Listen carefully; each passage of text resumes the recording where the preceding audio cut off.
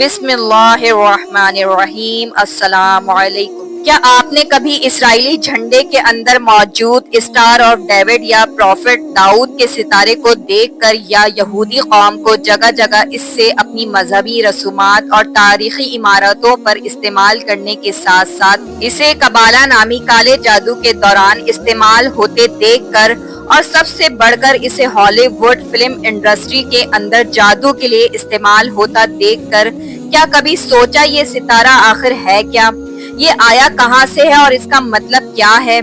यहूदी कौम इसे इस कदर अहमियत क्यों देती है कि इसे अपनी हर मुकद्दस चीज के अंदर शामिल करना नहीं भूलती? और इसकी निस्बत हजरत दाऊद अलैहिस्सलाम और इनके बेटे हजरत सुलेमान अलैहिस्सलाम से क्यों है, जिन्हें अल्लाह ने जिन्नात और जादू पर कंट्रोल दिया था? इस्लाम के अंदर इसकी अहमियत क्या है? अगर आपके माइंड में भी कभी ये सवाल आए हैं और आप इसका जवाब नहीं जानते तो आए आज की इस वीडियो के अंदर इन्हीं इंटरेस्टिंग सवालों के जवाब जानने की कोशिश करते हैं। स्टार ऑफ डेविड का सबसे कदीम निशान 3 सदी ईस्वी के अंदर यानी हजरत ईसा अलैहिस्सलाम की पैदाइश के 3 साल बाद डेड सी के पास मिलता है। दुनिया की दूसरी कदीम तहजीबों के अंदर मसलन हिंदुइज्म, बुद्धिज्म और इवन के इस्लाम के अंदर भी इसे मुख्तलिफ जगहों पर तारीखी तौर पर इस्तेमाल किया गया, लेकिन यहूदी कौम ने इसे किसी और वजह से अपनाया था। तारीखी तौर पर बनी इसराइल कौम ये मानती है कि हजरत दाऊद अलैहिस्सलाम जो कि इस बनी इसराइल कौम के पहले बादशाह और एक ही वक्त के अंदर पैगंबर भी थे और इन पर जबूर जैसी अलामी किताब भी नाजिल हुई थी। अल्लाह ने इनके लिए एक निशानी के तौर पर एक ऐसा सितारा आसमान के अंदर जाहिर किया जिसके 6 कोने थे, यानी जमीन से देखने पर वो 6 कोनों वाला एक सितारा मालूम होता था। बनी इसराइल कौम के मुताबिक अल्लाह ने तौरात के अंदर हजरत मूसा अलैहिस्सलाम के जरिए हमें ये खुशखबरी दी है कि जिस दिन ये सितारा आसमान के अंदर देखा जाएगा इस दिन अल्लाह ताला तुम्हें एक बादशाह अता करेगा और पूरी दुनिया पर तुम्हारी हुक्मरानी का आगाज होगा। और ऐसा हुआ भी। हजरत दाऊद अलैहिस्सलाम के बाद इस कौम ने हजरत सुलेमान अलैहिस्सलाम के दौर के अंदर इतना उरूज देखा कि पूरी दुनिया पर जहाँ जहाँ भी इस वक्त आबादी मौजूद थी वहाँ पर इस कौम की हुकूमत थी, क्योंकि आप जानते हैं कि हजरत दाऊद अलैहिस्सलाम और हजरत सुलेमान अलैहिस्सलाम भी जो कि इनके बेटे थे इसी बनी इसराइल कौम से ताल्लुक रखते थे। हजरत सुलेमान अलैहिस्सलाम ने अल्लाह ताला से खास तौर पर ये दुआ मांगी थी कि ए अल्लाह मुझे ऐसी हुकूमत अता करना जो कि कयामत तक तू किसी और को अता ना करे। और इसी वादे के मुताबिक ये कौम उस वक्त तक अपना उरूज दे चुकी है, लेकिन अपनी बदआमालियों की वजह से और नाफरमानियों की वजह से अल्लाह ने इनको हटाकर उम्मत मोहम्मदिया को दुनिया की हुकूमत अता कर दी और हमेशा के लिए सजा के तौर पर इस कौम को दरबदर कर दिया। लेकिन आज भी आइडियोलॉजी मौजूदा यहूदी कौम जो कि बनी इसराइल के 12 कबीलों में से एक यहूदा कबीले की नस्ल से है, इसके अंदर पाई जाती है कि अल्लाह ने इन्हें पूरी दुनिया पर हुक्मरानी का हक दिया है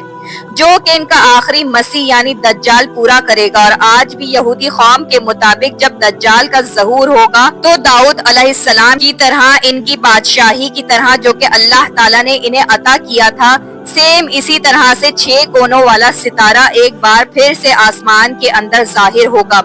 जैसा कि हजरत दाऊद अलैहिस्सलाम के लिए हुआ था। और ये एक बार फिर से इशारा होगा कि एक बार फिर से हमारी कौम की हुक्मरानी पूरी दुनिया पर कायम होने वाली है। इसीलिए आज भी स्टार ऑफ डेविड को पूरी दुनिया पर हुक्मरानी के लिए अल्लाह की तरफ से हुक्म के तौर पर ये लोग स्टार को अपने झंडे के अंदर शामिल करने के साथ साथ अपने लिबास और हर एक अहम चीज पर जाहिर भी करते हैं।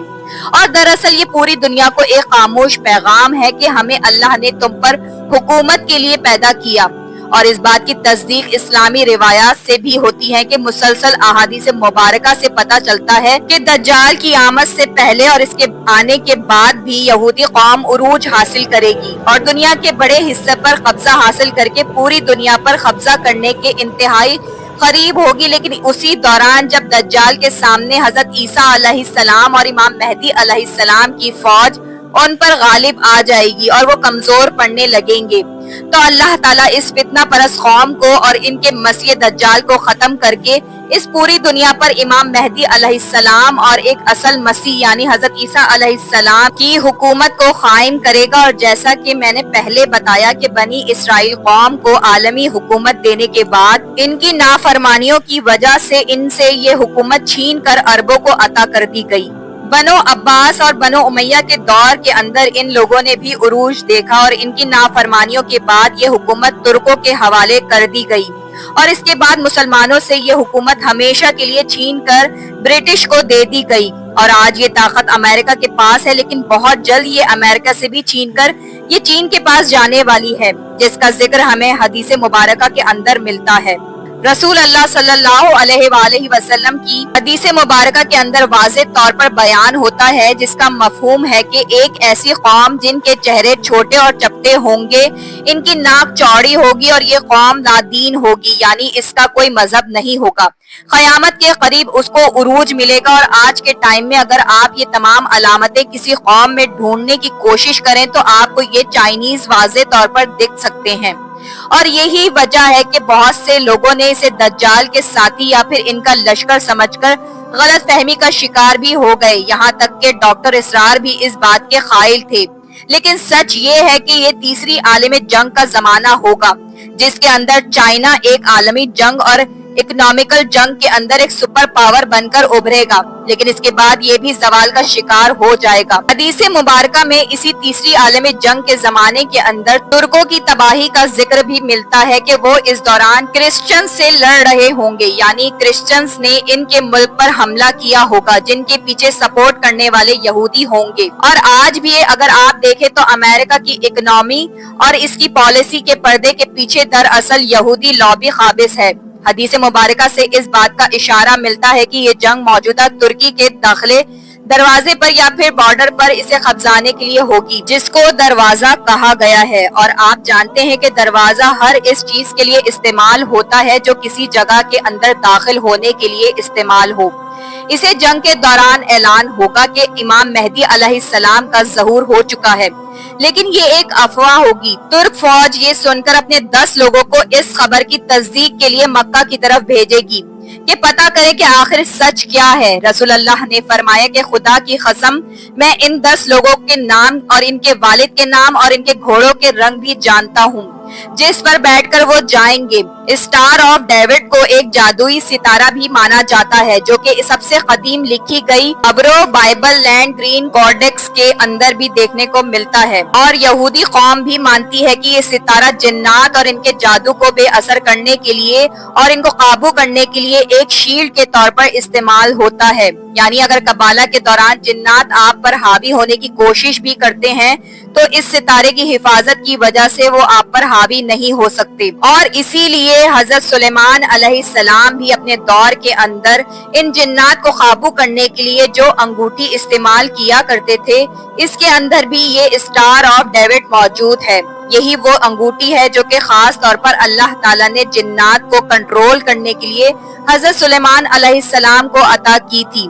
جس کو سیل آف سلمن بھی کہا جاتا ہے۔ یہی وجہ ہے کہ آج بھی قبالہ جادو کے اندر اس ستارے کو حفاظتی شیلڈ کے طور پر استعمال کیا جاتا ہے، اور یہی نشان حضرت داؤد علیہ السلام کی ڈھال پر بھی موجود تھا۔ آج بھی میوز کے اندر اس قبالہ جادو کو پرموٹ کرتے ہوئے اسے سمبلزم کے طور پر بار بار اس طرح سے پرموٹ کیا جاتا ہے تاکہ نوجوان نسل کو اسکرین کے ذریعے جادو اور اس کی کفریہ رسموں کے اندر لاشعوری طور پر شامل کیا جائے۔ ذرا غور کریں تو آپ دیکھیں گے کہ ان کی فلمز کے اندر جان بوجھ کر ایسے الفاظ بولے جاتے ہیں، اس طرح کا ماحول دکھایا جاتا ہے تاکہ کوئی اس سے انسپائر ہو کر ایسا کرنے کی کوشش کرے گا تو جنات ضرور اس کے جسم میں قبضہ کرنے کی کوشش کریں گے، کیونکہ یہ دراصل جنات کو اپنے جسم پر قبضے کے لیے بلانے کا ایک سیکرٹ کوڈ ہوتا ہے جو کہ انتہائی سوچ بوجھ کے بعد جان بوجھ کر دکھایا جاتا ہے، اور عام لوگوں کو اس کے بارے میں پتہ ہی نہیں ہوتا۔ آج یہودی قوم کے اندر جگہ جگہ پر مذہبی اور تاریخی عمارتوں پر اسٹار آف ڈیوڈ کو بنانے کا رواج 18ویں صدی کے اندر اس وقت شروع ہوا جب یورپ کے اندر یہودی قوم نے دیکھا کہ کرسچن قوم کا مذہبی سمبل یعنی کراس چرچز کے علاوہ ہر ایک مقام پر موجود ہے۔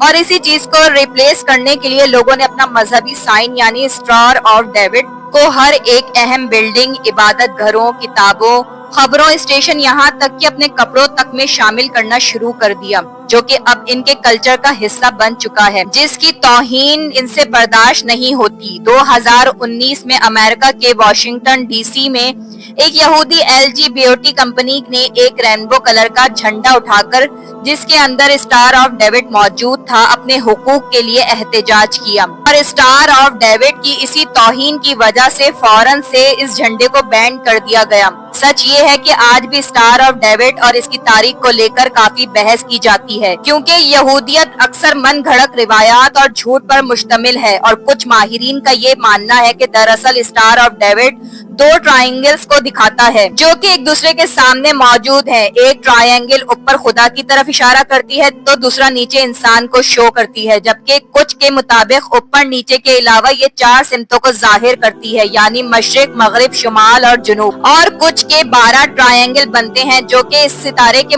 وجہ سے 12 قبیلوں کو شو کرتی ہے، جبکہ زیادہ تر بنی اسرائیل کے یہودی قوم کے عقیدے کے مطابق اسٹار آف ڈیوڈ آج بھی انہیں اس بات کی یاد دلاتا ہے اور امید اور حوصلہ پیدا کرتا ہے کہ یورپ کے اندر ان کی نسل کشی کے بعد آج بھی ان کا عروج ایک بار پھر سے آنے والا ہے۔ باقی مکمل سچ کیا ہے یہ اللہ کے سوا کوئی نہیں جانتا، لیکن آپ اس بارے میں کیا سوچتے ہیں؟ اپنی قیمتی رائے کا اظہار کمنٹ سیکشن میں ضرور کیجیے۔ اللہ حافظ۔